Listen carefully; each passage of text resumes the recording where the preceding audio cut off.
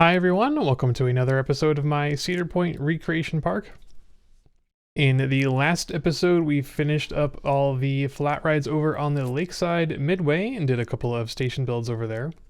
Today we're going to start heading towards the back of the park very slowly, working on the remaining flat rides on the main Midway and heading back towards the Gemini Midway. Starting off with Cedar Downs Racing Derby, a mini carousel that is pretty much the exact same kind of ride as the Midway carousel. So I assumed this was going to be a very easy build, but for some reason the shoestringing is giving me problems. I was having a real bad day trying to build this, particularly because the statistics were not calculating. I couldn't get my excitement, intensity, nausea values. And usually with shoestringing, this is a problem because you've got trains traveling in an infinite loop on the display track, but you can get around this with some tile inspector shenanigans. For some reason, it wasn't working on this ride, and I couldn't figure out why. I spent way too much time messing around with the build, trying to figure things out, and wound up getting pretty frustrated. So currently, this ride is built and functional, but it is going to be closed because I don't want it to be blocking stat calculations for the rest of my builds, which all worked fine. It's just this one that's giving me problems.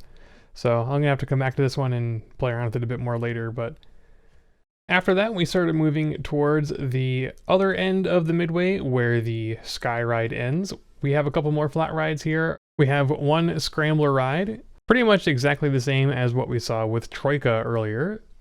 Just three little circles of trains spinning around, nothing too fancy here. I was considering using the standard in-game Scrambler for this one because the one at Cedar Point looks pretty much like what you'd see at a fairground. But the scale was a little bit off and there weren't quite enough cars on it. The Scrambler in the game uses 3 cars per arm and the one in the park uses 4 cars per arm. So for the sake of realism, I decided to just go ahead and shoestring it. Took me a bit of time to figure out which cars I wanted to use for this one because the bobsled cars I was using for the Troika didn't quite line up with what I wanted, didn't quite look right, but I wound up discovering that the ghost train cars actually worked out pretty well. You've got 2 people sitting side by side per car, and the shape of it matched pretty closely the real thing, so that was pretty cool. Pretty happy with how that turned out. After that, we've got the Matterhorn, another simple shoestring ride, but this one uses a bit of a different display track here, where instead of a flat ride like we had in Kitty Kingdom, we've got some angled wooden coaster track to mimic the real thing. And I think it looks pretty cool. I don't know if I'd call it like super accurate compared to the real thing, but I think it looks pretty sweet, and that's what matters. Still need to take some time to build out the actual station and scenery on this one. It's going to look a lot better once all that stuff gets situated, but I think as it stands right now, pretty cool to see something a little bit different than what we've seen so far as the shoestrung rides. Not something flat and boring.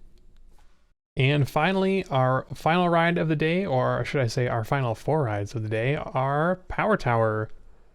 I had blocked out plenty of space for the base of the rides to be here, and I was expecting that we wouldn't have enough room for all the queues, and I was thinking that we would have maybe 2 of these be functional and 2 of them just in test mode. But it turned out that I was actually able to fit enough queue in here to have all 4 rides be open to the peeps.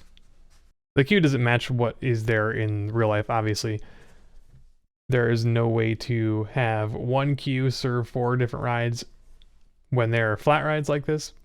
I did mention a long time ago there's a hack you can do for roller coasters to have one queue serve 2 stations. And we're going to do that with Gemini eventually, but that trick does not work with rides like this. So I just got 4 separate queues. It's going to look a little bit nicer too once we replace the blue queue with regular path, but for now, it's actually not too terrible. It's just nice that there was enough space in there for all those queues to fit. Also made a little bit of an attempt to put the topper decoration with some impulse track and giga coaster track. I was not able to come up with a good solution for the arched topper of Power Tower. Since you've got to use track that's on a diagonal and there's no coaster that has vertical diagonal pieces, the Giga Coaster is kind of the closest we have right now, but it still doesn't look very good. As you can see, it doesn't line up with the rest of the display pieces at all, so I'm going to leave it this way for now, but we might have to think about some different scenery options for this later, but not a huge deal. But that's going to do it for all of our builds today. We're making great progress, about 70% done with all the flat rides, I believe, if my count is correct.